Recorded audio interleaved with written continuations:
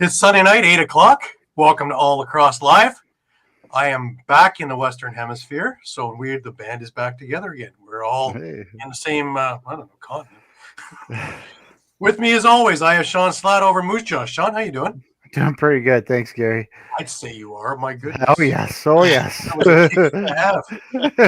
Oh, I'm down in Connecticut. Literally down in Connecticut. There is Muffler Mike. Mike, how you doing? I'm doing good. Yeah, you guys didn't have the same picks as me. Actually, Mike, you did. Oh, no, yeah, all three of us had the same picks, I think, so we're not doing Not doing too good. If you bet like I bet this week, I'm sorry about your house. I hope you enjoyed your time there.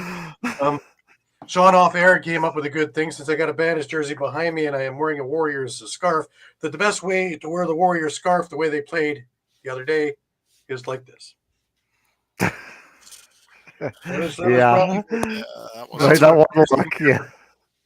Because boy, oh, man, if these things could have gone sideways anymore, they would have been completely off into the lake. It was just, wow, totally unexpected on my thing. I thought there'd be better games. I'm hoping for a better one today, tonight. As soon as we get off the air in an hour, we will be your pregame show for it as well. Muffler for the win. There you go. A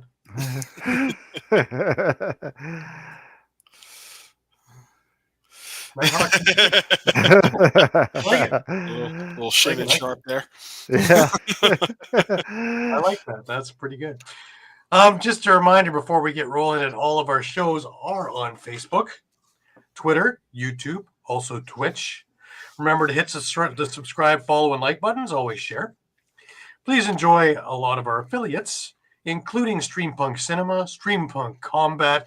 CFL shows are about to start up because the CFL is about to start up, as well as many other shows across the Streampunk network.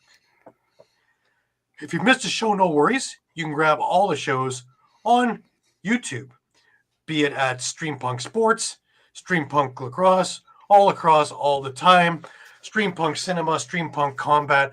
There are different YouTube stations for everything. If you're sticking with us at all across all the time, you will also find our library of shows, interviews, retro games, fights, press conferences, and all kinds of other things too. So give it a look. Remember, you can stay up to date with all sports by visiting streampunkentertainment.com with great articles from our huge staff of contributors. Also remember that our show is brought to you by 60. More than just a number. 60 is Canada's newest and most exciting sports uniform and teamwear brand, delivering top quality uniforms and teamwear that reflects the spirit and identity of each team. Their commitment to innovation and excellence sets them apart, ensuring that every customer experiences the perfect blend of style and functionality.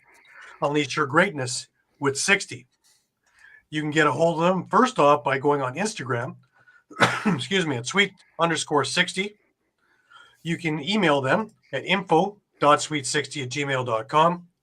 You can use the QR code on our screen, or if you just want to go to the website without using that, you can go to www.sweet60.ca/60. Also, remember to use Lax Talk 10 as part of your order to get an additional 10% off on your order. Alrighty. Well, it is Star Wars Day. May the 4th be with you guys. You as well. And with you. Yeah. Well, just as one last little bit of Rebelski, I have my water beside me, but I made sure to also pour you guys one as well. In case you need one. There you go, Mike. Stay hydrated. Make sure you stay hydrated, Gary. Yeah. Yeah. And I'll have some myself. Mm-hmm. Fabulous. Well, you can carry 6 or 7 of these things at a time, and that's 15 beers for the boys. Not bad. Who needs trays? Yes.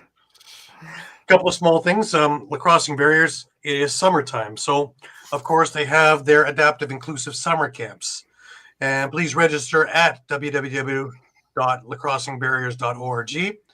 July 7th to 11th. All abilities, all possibilities. Adaptive inclusive camp. Women's Lacrossing Barriers Yes She Camp, July 28th to 31st.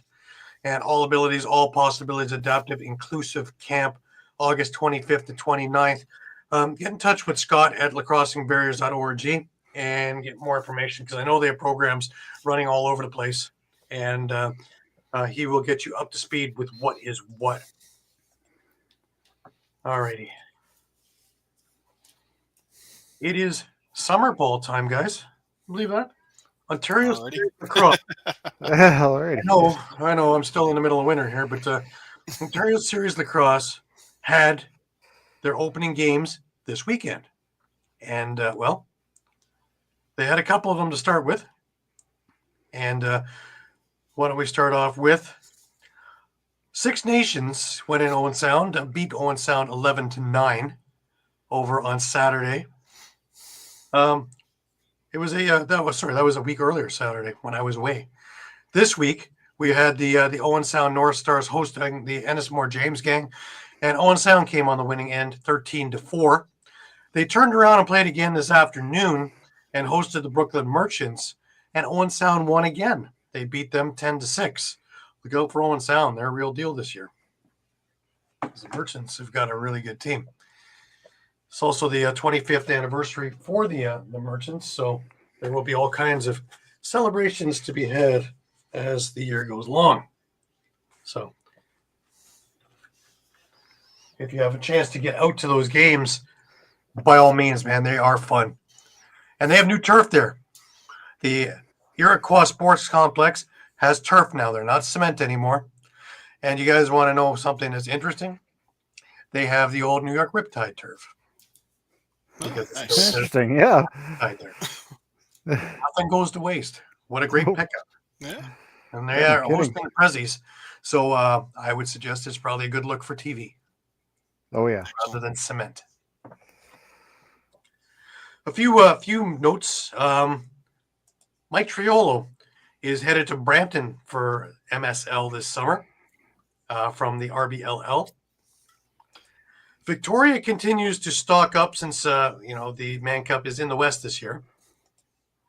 And Patrick Kostiuk has been signed onto the Victoria squad. So, of course, Six Nations couldn't stand pat because they need to increase the all-star team that they already have.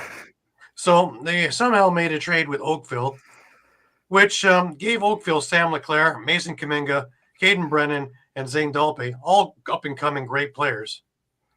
And in return, they got Ryan Smith and Latrell Harris. And Oakville also receives some future considerations as well. But, once you're seeing Harris and Smith going to that already all-star cast there, is there anybody they missed yet? Yeah, That can still go? You think they're making a run? I don't think so. Hey, do they want to sign Matt Vince while they're at it? They have Doug Jameson and Warren Hill. And I think they have Troy Holochuk floating around in there too. They had Dylan Ward. Dylan Ward. Dylan Ward was the third string goalie there. Yeah. Yeah. Let me explain again about depth. Yeah. So we were going to talk about what we think, but it's who's going to finish second in the MSL, really. Like, let's be real here. Unless the ILA blows up, there really isn't going to be any question about who's going to finish first in this thing if everybody's playing. Yeah. I mean, most likely, but I we talked about it off air about just kind of preseason, top four, your playoff teams. I actually came up with Six Nations, obviously. I've got Brooklyn, and then I'm gonna maybe go a little bit off the rails here. Brampton's made a lot of moves. I was going to say that. I actually have Brampton ahead. Yeah. So I have Brampton and maybe an even hotter take, even though maybe they're a little bit ahead in terms of the progress compared to Brampton. I'm going to go with Cobourg. I think they're going to build on last year's. I'm just not sure about that one because they don't have goaltending. Really. And whenever push came to shove, it was tough to get these guys out week in and week out, all the way out to Cobourg. It's a long drive when you're in the city. And especially I'm going to take them. And hey, I if mean, that yeah, happens, it would be news if both Oakville and Peterborough did not make the playoffs. well, everybody makes the playoffs, so they're going to make the playoffs. Yeah. Oh, they changing the way That's the way it's been. it's done now? It's always been that way. But it's the longest preseason you're ever going to see. But it's 1 versus 8. So if you were last place, you get to play Six Nations. That's always good. Yeah. But Peterborough, I don't see really any. Well, Nick Rose went over there. I don't see anything else. I feel I like haven't seen Peterborough. anything else really happen there. All they did was, it feels like all they did was get older, and they're probably already the oldest team in the league. So, Yeah, Yeah, and same as I had Peterborough because I mean, I don't think they're going to be high as they usually are, but they're still kind of usually in it. I mean, I could see them that 3rd or 4th spot for sure. Yeah, to keep their fan base happy, they're going to be doing something sooner or later. But well, like I say, I love what Dan Teed had done in Brampton, and he's signed a lot of the guys back from yesteryear. Liam Patton, the McClellan comes to mind. Let alone getting Triolo and a few other guys in there. Also, Riley Hutchcraft in net. There's going to be a big, big difference to sturdy up everything. They already had a great defense because they were losing games 6-5. They just weren't getting a lot of scoring. And they've answered that a little bit, but have they done that enough? That's the question there. Oakville, is there anybody they haven't traded away yet? They're young. Yeah. They're young. But again, I've said it before, and Jamie seems to like to use the Oakville Rock as an auditioning ground for the Toronto Rock. So when you're seeing moves of guys going there, free agency's coming. Expect I've seen this new on Oakville before he became a Toronto Rock. I've seen a number of other guys that have played on the Oakville Rock before they became Toronto Rock guys, because they're in with the community, right? And seeing how they mesh. So we'll see. Now Victoria out in the West, in my eyes, is the Six Nations of the West. I have something here for it. Yeah. I think the West is going to be a little bit closer, though. Yeah. Other guys are moving, though. You've still anywhere you put Kristen Del Bianco, and all of a sudden it's a different story. Right? Yeah, Coquitlam's back in the mix for sure. Yeah, I for top 4 there, I've got them. I've got Victoria, I've got New Westminster, and then I'm going out on a limb again. I'm going with Maple Ridge over Langley. Interesting. I'd go with Langley. So. Yeah. No, two Grey Cups in 3 years. That's not bad.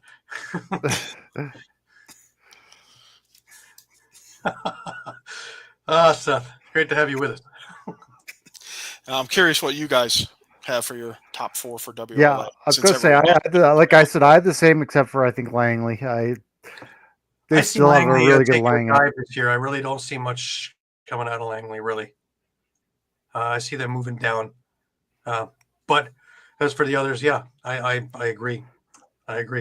But I think the battle is going to be New West, Coquitlam, and Victoria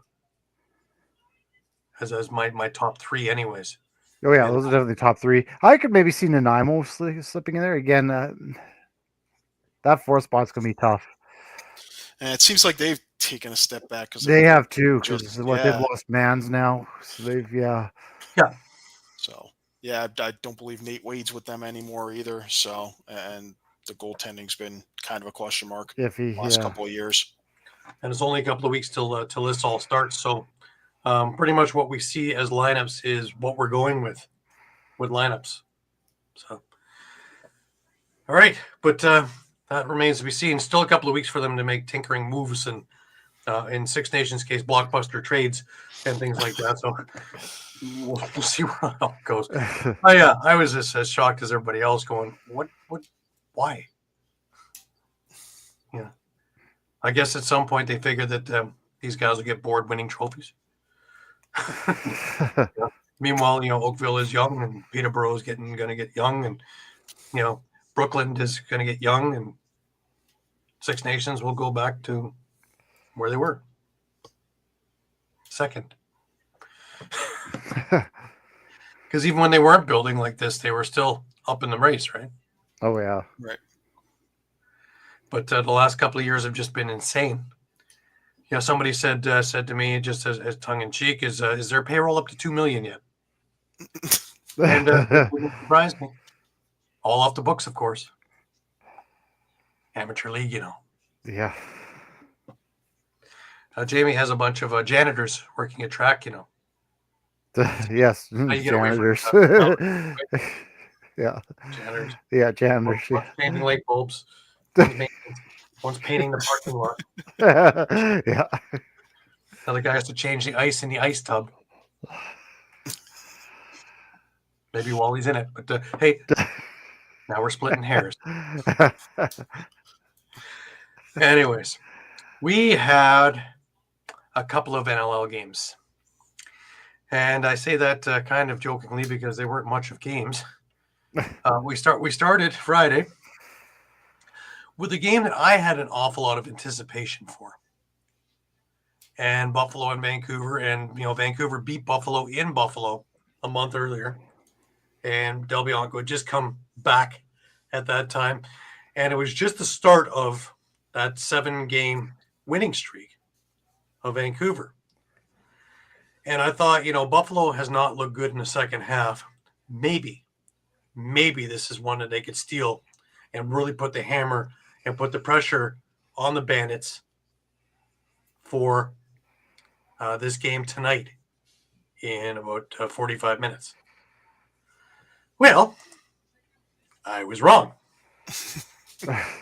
But in my defense, when I was at the press conferences in the game against Vancouver a month ago, I had asked Ian McKay, because I had asked for him to be in that press conference, if he had seen anything different in the second half, because he was shut out in the first half in that game, and he scored a couple of beauties in the second half. And he kind of blew it off a little bit. No, I had a couple of shots. I just missed my shots. He saw something, and it was top corner over Del Bianco's shoulder.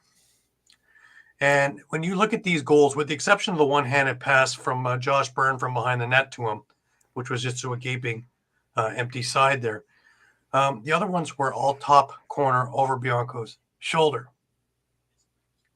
I'm pretty sure what I saw there a month ago, I resaw this time around. And if they don't make adjustments tonight, I'm going to see it again as soon as we get off air. So hence Ian McKay with 4 goals of the 9. Now, Matt Vince was the first star of this game. And I tend to wonder, the defense soaked up a lot of shots. He made 32 saves, I believe, in the game. It wasn't, by Matt Vince standards, a absolute juggernaut of a game. Granted, he only let in 3 goals. But guys like Paul Dawson soaked up a lot of shots. Paul Dawson comes to mind because I remember at least 3 major shots that he just soaked, being the former goalie that he was. But everybody had a little bit to do with this game. Nick Weiss had a great game. Not so much on transition, but agitating, picking up loose balls, and getting things moving the other way. The Buffalo defense stood tall and gave Vancouver fits. And of course, as we talked about and we'll talk about in the other game, as soon as Vancouver started taking penalties, Buffalo made them pay. The first one, of course, that came to mind was Owen Grant taking a 5-minute major. Well, 2 goals right there. Changed the whole complexion of the game. Because Vancouver got the first goal, beauty, on a power play also by Kevin Crowley. Then the floodgates opened up, and before you knew it, it was 6-1. And this thing just was out of hand.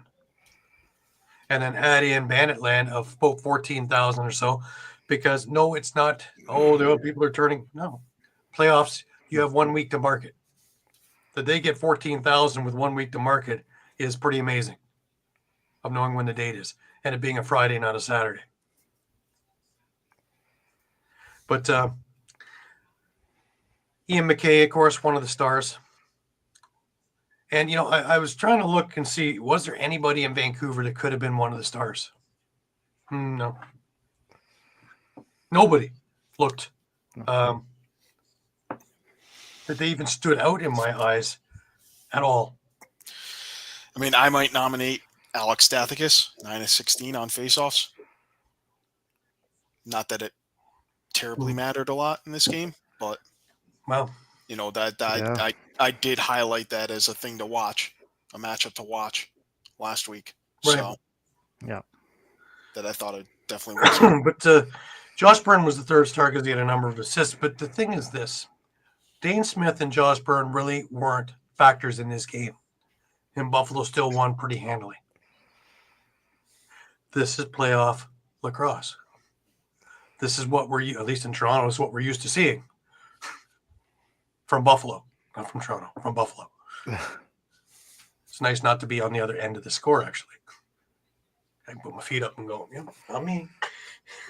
It's a little sense of calm. You're just dreaming about those top 3 draft picks. Well, you know, I like Seth's hope there, Vancouver in 3. Love it. Yeah. Love it.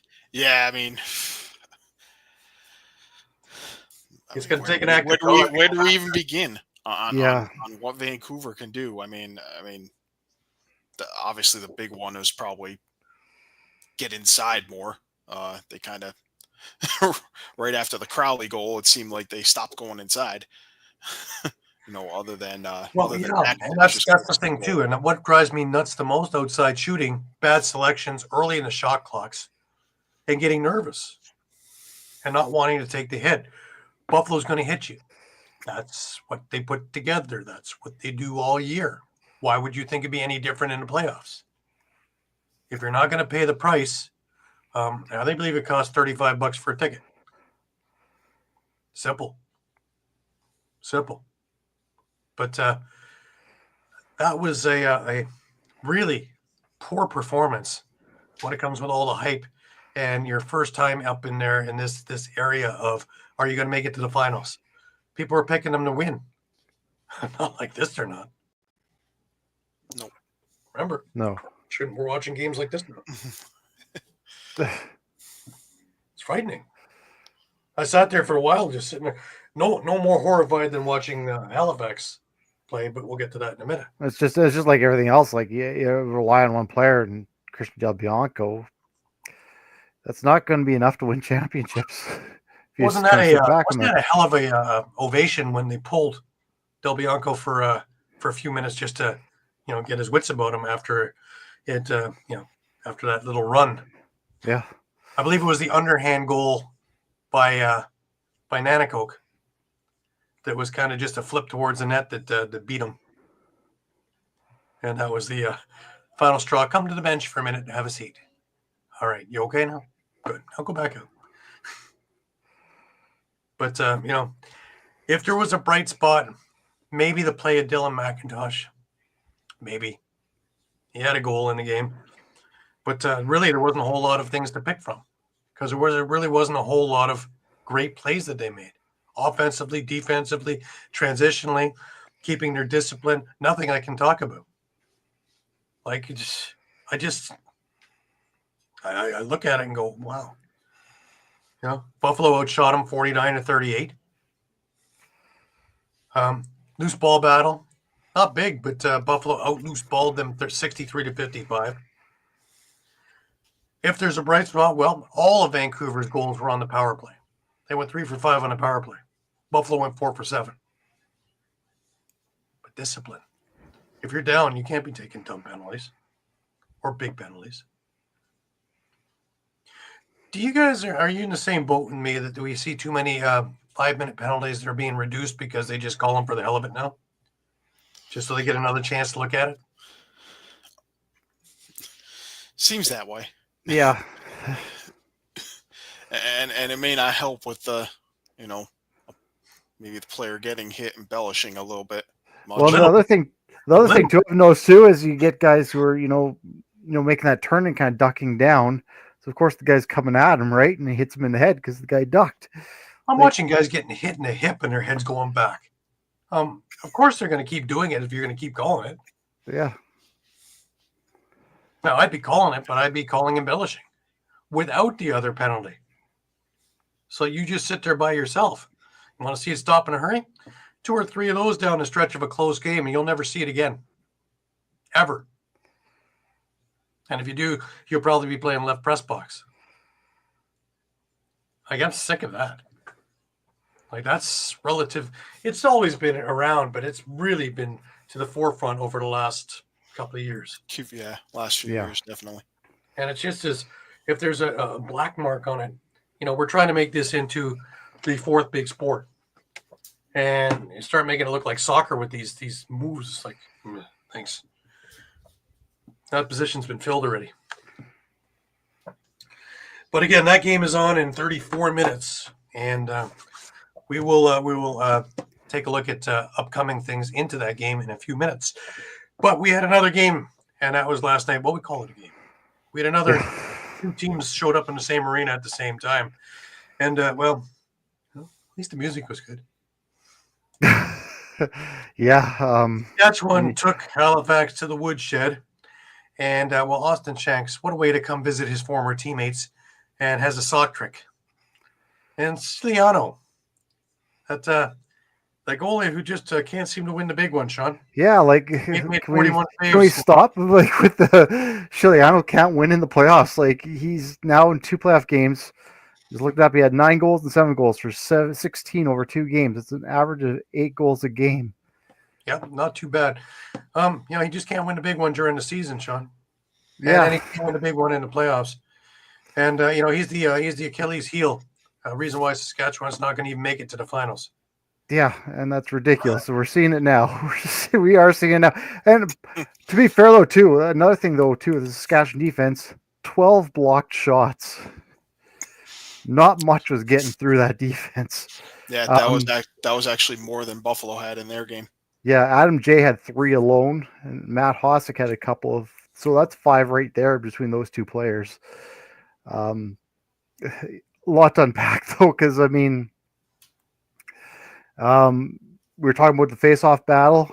Jake Naso actually won that battle against Jake Withers, 15-13 and 28 face-off attempts. It was a little bit more even, but for most of that game, he was actually dominating Withers, surprisingly. And surprisingly, though? I think by now he got a pretty good track record. I don't even think it's surprising anymore. I don't think Withers is playing near as good point. That's a good point. I think Jake's kind of shown that he's up there with the best of them. Yeah. He might have been at a Max Adler level at one point where everybody's going, wow, look at that. Did we ever get lucky? I think we're way past that now. We're on to a Joe Nardella. We're on to a TD Erlin. We're into a Nassau. We're into Jake Withers, Trevor Baptiste. We're into that area now. Oh, yeah. Yeah, no, for sure. And another thing kind of we brought up before was, again, we were talking about penalties with Halifax. We'll get to the 4th quarter in a minute first, but 7 penalties for Halifax in the first 3 quarters to Saskatchewan's 3. Saskatchewan scored 3 power play goals in the 3rd quarter alone. What did we say? This is the Halifax Achilles heel. They can't take penalties, especially against a team like Saskatchewan. Which will make them pay anytime. And they made them pay. Now we get to the 4th quarter. And even, Shank said it on the broadcast afterwards. We kept our wits about us. They didn't. Mike, you say rent-free in your thing. They're living, Halifax, Saskatchewan's living rent-free right now in Halifax's head. Like, they're... Yeah, absolutely. They got frustrated and they lost it completely. And, you even saw it when Thompson tried to fight Keenan. You could tell Keenan didn't want to drop the gloves. You know that he was, yeah, he's just like, I'm not getting involved in this. Like I know better. Like you could tell that Saskatchewan's coach, like, don't get caught up in what Halifax is going to do. And yeah, you know, that last like about minute and a half where you saw the misconducts, the fighting, the just dumb slashes that Halifax was taking, and just the frustration. And the 3 penalty shots because of it. And Brock Haley scoring on 2 of them. Yeah. Yeah, that's another thing for Brock Haley. Okay. Some moves and a half, man. He Yeah. absolutely took Warren Hill out of his shorts. Yeah. Yeah, I'm with you though. I thought we would probably, this would have been a lot closer game. And funny enough, Halifax scored first, and now Saskatchewan's 11-1 when their opposition scores first. So that's still going. But yeah, even, you know, we saw Hutchison start this, or sorry, Hutchison start this game. Yeah. And a while. He looked okay, I think is probably the best way to put it. He did make some good saves, but as kind of as things went on, and I don't know if he was getting much help either, to be honest. It just kind of snowballed from there. And again, I'll go back to the power plays. If you're giving Saskatchewan, 12 power plays they're saying now. Yeah, you're good luck. Yeah. And Saskatchewan's not one of the better power play units this season. No. So, and they're still going. And you're giving them chance after chance after chance. Yeah. Yeah. Well, I to watch that implosion was you just had to turn your head, because Halifax knows and Kersey knows, and you can see it. And you know, I think a big stemming was they got within a couple, and then they had that goal called the Theed goal, I think it was, which was on review. And if it's counted, we have a whole different game. It wasn't, and from that point on, you could actually hear the anchor hit the bottom.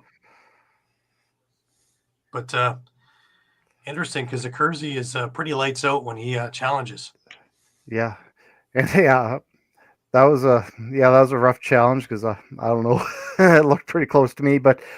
And the other thing is, I mean, Saskatchewan has historically struggled playing in Halifax, and that's why this is, I think, a big win for them, is because now you're coming up a game with 2 and 3 back in Saskatoon. That's going to be a tall task for Halifax. Yeah. Yeah. I don't hold a lot of hope for Halifax, the way I've seen them, to go back to Saskatchewan and try and win 2 games in Saskatchewan. I find that a very tall order.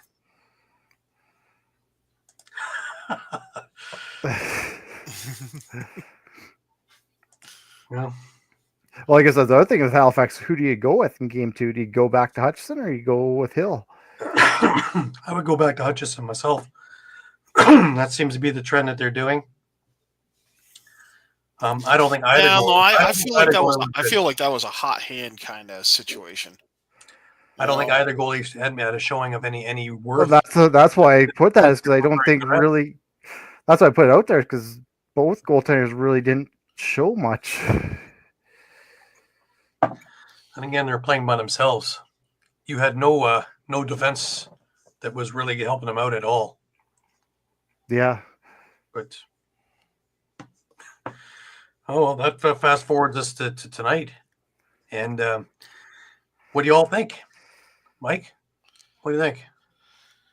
I mean, obviously Lowen's in the lineup tonight. I think that's a plus. Getting Lowen back in the lineup. Obviously the fact that they're at home. Again, they were the best home team this year in the NLL. So 7-2. Who survives the jet lag better? I think Vancouver. I don't see how it isn't Vancouver. Because that could be a big issue also. They're going home. I mean, They both rode the same plane Saturday, right? Yeah, I don't think it gives anyone an advantage either way. I think they're both playing with the jet lag. Buffalo's the older team.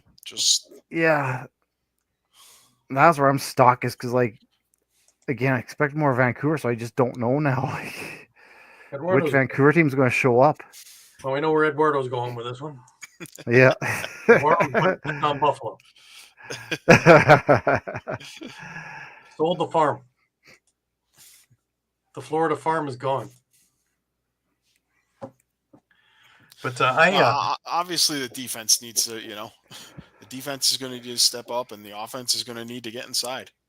They're going to need to get Vince. They're going to need to get those dirty goals from, like they did the first goal from Crowley last night. They need more of that. I think we need to see Lowen and Martel each getting 2 goals tonight. Okay. Now you're Malowski. What are you telling to your team, Shawn?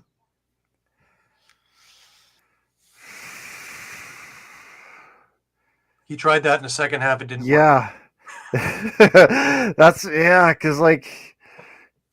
you always have to go back to the basics and what you're doing the week before. That's where I'm just a little bit confused. You know what I mean? I just don't know where to pinpoint what's going on here, because this is not the Vancouver team we're used to seeing in these last 7 games. And maybe that's why he's just got to stand up and just say, this is not us. Right. Okay, Mike, let's go one more step on that one. Bob McMahon, you're him. What are you telling your offense? Do the work. Don't be afraid of contact of your offense. Yeah. You gotta go and you gotta take that hit, because you know what? It's not gonna sound great, it's not gonna feel great, but maybe one of those hits puts you on a power play. And let's not forget, usually when that power play is because of a penalty, like against someone like Dawson or Priolo or Belter, who's usually standing in the crease as a second or third goalie. Most of those power plays, you don't see Buffalo killing them off. Right. So I'm but it's going to be worth it in the end. I'm thinking again, you're going to have to A, have really crisp passing. B, use the shot clock. Don't be just going in nervously shooting at whatever. You're going to have to find a way to get through these guys. And again, you're going to have to make Matt Vince get into his head early. Simply put, if you can knock Matt Vince off his game early on, you can get to him. If you let him settle in, if you're waiting to the second half, that doesn't usually happen. And when he's calling slides and things that are working real well for his defense, it's just not happening. Remember, older or not, they're still athletic enough to get out on your wrists and get all these shots. So by shooting outside, you're killing yourself. He's getting the shots he wants to see that he can see. Remember what Dallas Elliott always said, right? If you can see it, you can stop it. So if these guys want to get out, you're going to have to find ways to use them as screens, shooting around them, shooting between their legs, doing whatever it takes, and pay the price. It's playoff lacrosse. You played all year for this. Do you want to have 2 lackluster showings? That's a lot of waste in my eyes. Now, let's go one step further. Say Vancouver does pull it off. Now we got a week to rest up and we come back into Buffalo. Does Buffalo get a little bit nervous now, or is it just business as usual? Mike? I think it's business as usual. Yeah, they're too much of a veteran team. I don't know. I've been there in the last couple of years and watched Colorado win. I've watched Colorado lose. But that game 3 against Colorado, boy, oh boy, was it ever a tense situation up until the game started. And when things started going in their favor, you could feel the relief in the arena, and then they started playing as soon as a few bounces went their way. But not coming into that game. They seem to be very, very tight when they have to go into a game 3, even when they're the Dogs. Just my observation.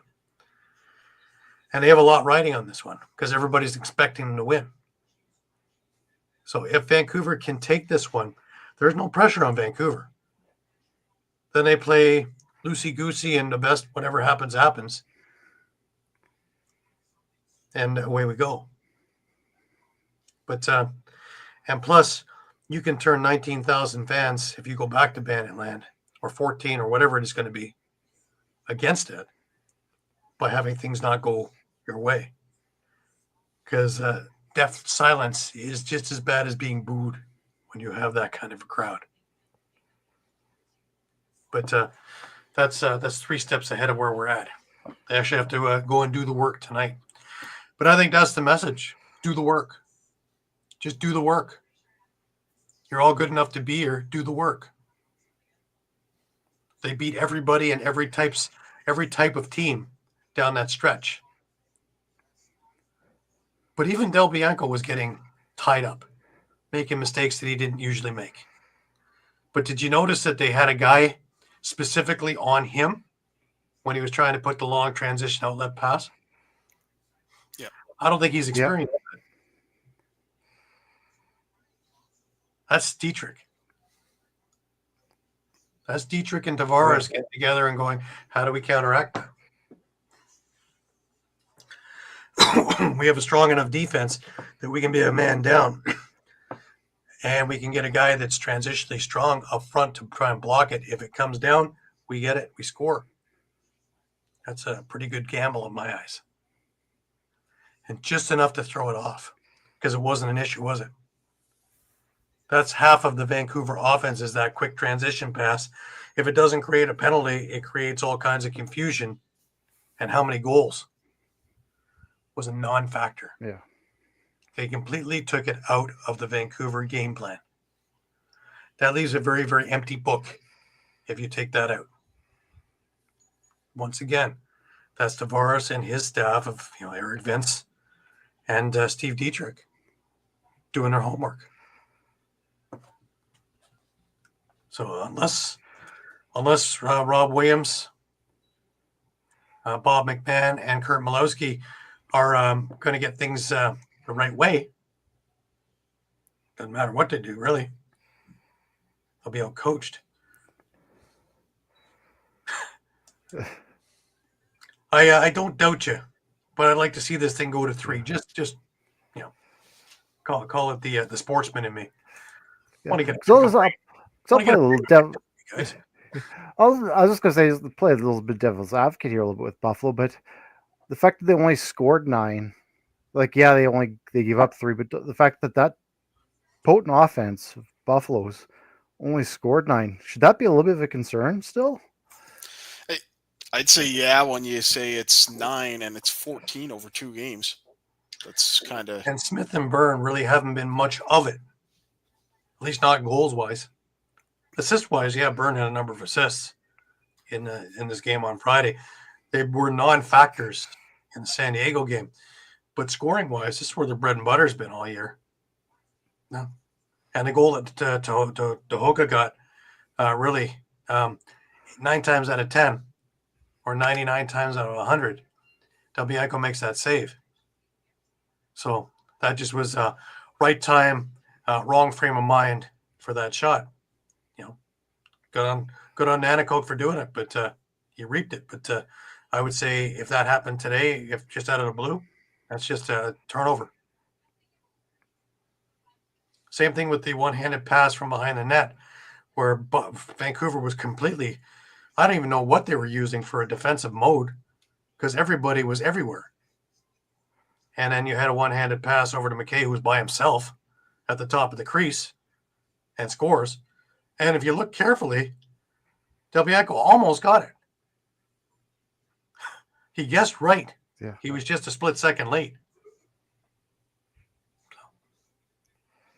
One thing one way or the other, right? But it compounded itself. Dumb penalties early on. Buffalo got out to a big lead, and you can't play the Bandits in playoff lacrosse from behind. It's suicide. It's the hole is so much bigger than it is normally because of that, and because they can put up 4 or 5 goals in a hurry. It's nuts.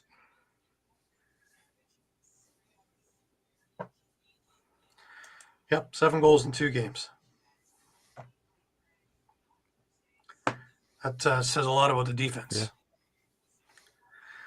But again, Yeti, I'm saying, Vince really wasn't tested.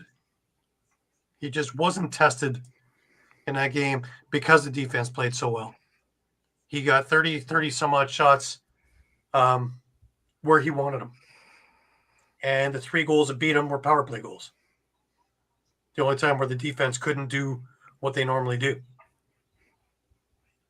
Vancouver better come up with some answers. They better have had the chalkboard out on the plane. Instead of the movie, you guys are going to watch the game. And watch the game again. And watch it again. And see where you weren't. In a sense, it's why a turnaround and having just a day off and going back at it, it's probably a good thing, better for Vancouver than Buffalo. Like, yeah, Buffalo wants to keep playing, but I'm sure they would like to rest up. Vancouver wants to get back on that horse in a hurry and rectify this, because if you let them for a week, yeah, I was gonna say, you don't have to sit on this loss now. Yeah.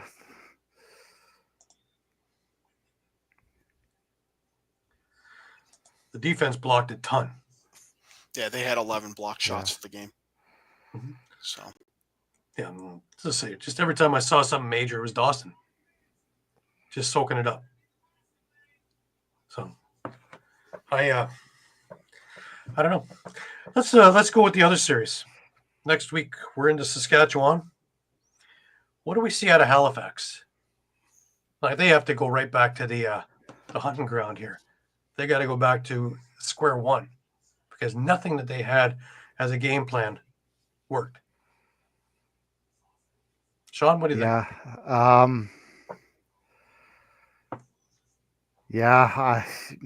Saskatchewan just playing at another level right now. And I think it's just going to be tough for Halifax. I know I initially said this series is going 3, but after seeing that performance on Saturday, I don't know. That's something interesting there. Yeah, we'll get to PGLL later here. I got some scores to share. So, but yeah, Halifax can't get sucked into penalties. No, and Saskatchewan's going to try and draw them any way they can. Well, that's the thing, right? This Saskatchewan team's so athletic that it's so easy to draw a penalty off them. And the fact that on Saturday, Jameson wasn't a factor. Tarasenko had 1 goal on shorthanded, but otherwise, the Rush were pretty good at shutting down him in transition. Yep. Mike, what do you think? What's your take on this? How does Halifax rate this? Do they?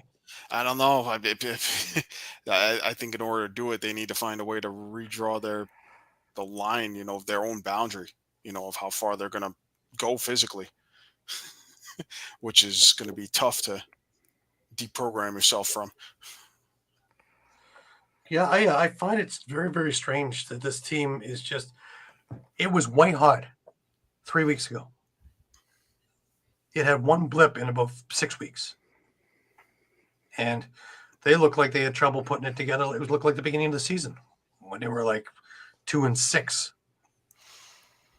That's the team that showed up to play yesterday. But again, a couple of things one way and the other way, and maybe we had something different.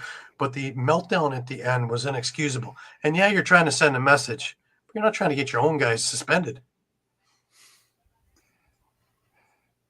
Yeah, like we discussed off air. Like, I know it was 10-minute misconducts, but is there maybe the possibility? I know it's playoffs, but is there maybe the possibility of seeing discipline? And yeah, is it really sending a message, or is it just showing, like I said, that you've gotten to their heads now? Well, I mean, at this point, if there's discipline in the form of suspension, probably the only guy is going to be Duncan Thompson, right? Likely, Well, yeah. That was the biggest bonehead thing I've ever seen for a while. Did anyone have nearly enough? Did anyone have nearly enough penalty minutes besides him? I don't think we have to worry about discipline, but I do, or disciplinary action, but I have to worry about discipline. Like, I know they're trying to send things, they're trying to get their own guys going, but the game's done. This game was done. We're inside a minute.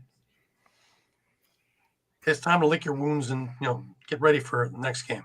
Send a couple of messages with a couple of hard hits, sure. But you're going to beat someone who doesn't want to fight you? For what? Go pick on someone who wants to fight you. Yeah, and go after a guy like Caden who's not fair. Go after a guy like Messenger who's going to drop the gloves. Yeah, let's pick on the guys you know is not going to fight.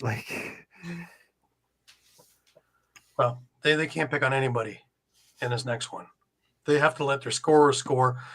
Again, I said mid-season that I think Randy Stotts takes far too many shots.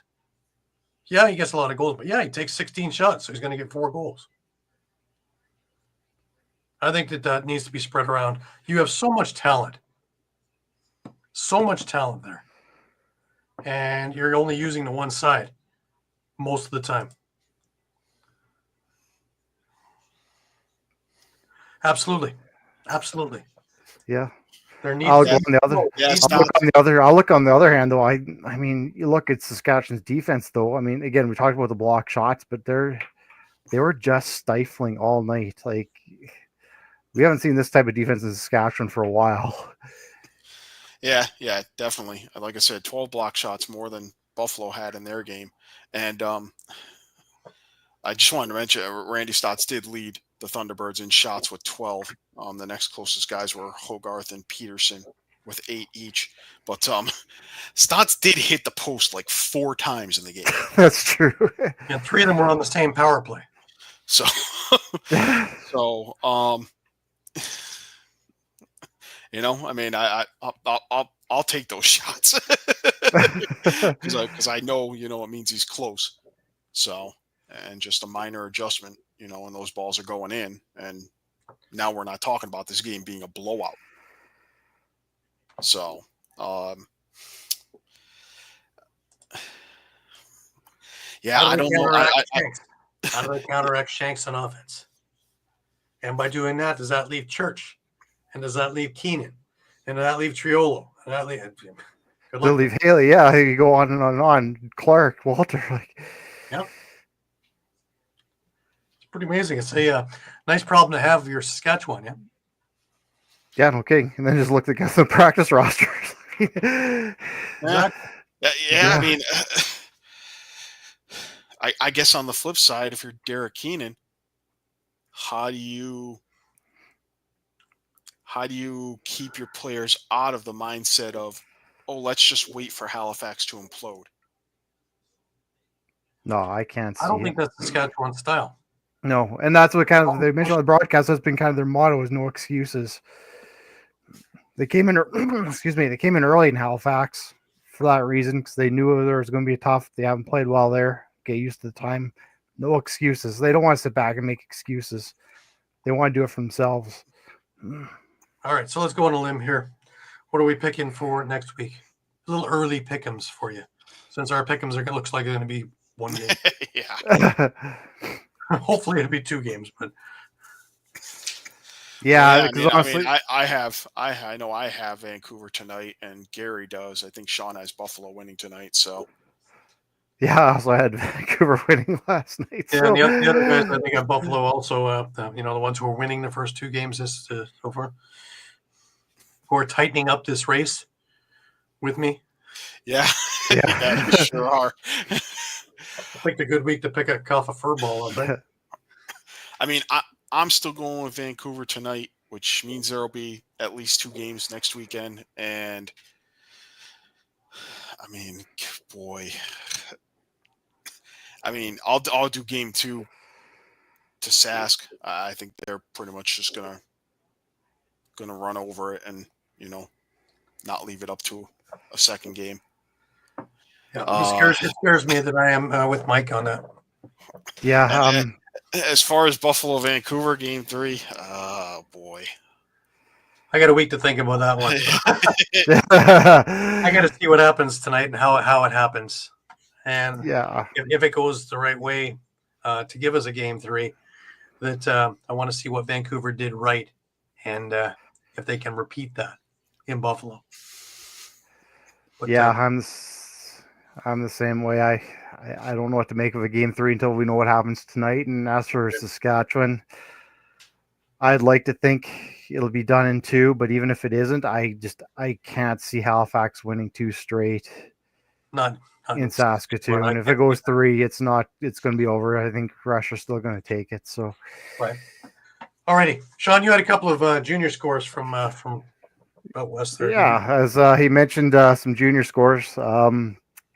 Let me get back here. Yeah, Friday night we had Saskatoon SWAT on the road in Swift Current to take on the Wolverines. SWAT won 17-2. Weyburn with their hosted the Prince Albert Predators and lost 22-8. As you mentioned, Moose Jaw had their home opener and defeated the Chaos from Regina 16-12.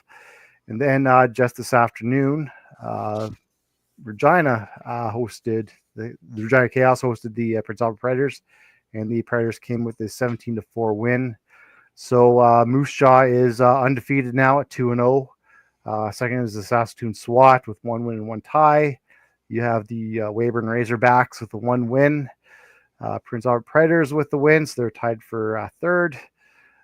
Regina Chaos are at 0-2, and the Swift Current Wolverines are at 0-2 in the junior division. And the seniors, I believe, start in a couple weeks' time here. Awesome. Going to be a busy time. Summer ball has begun. I just want to thank everybody for being with us on an abbreviated show because there is a game starting in about 3 minutes' time. ESPN Plus, TSN in Canada, also NLL Plus for those of you who can get it. It's everywhere. Make sure you're watching. It's going to be a heck of a game. Well, it's definitely playoff time because boy, oh boy, seeing a lot of things we haven't seen all year. We're in the last words for the show. Mike, we'll start with you. Go Warriors, force a game 3. There you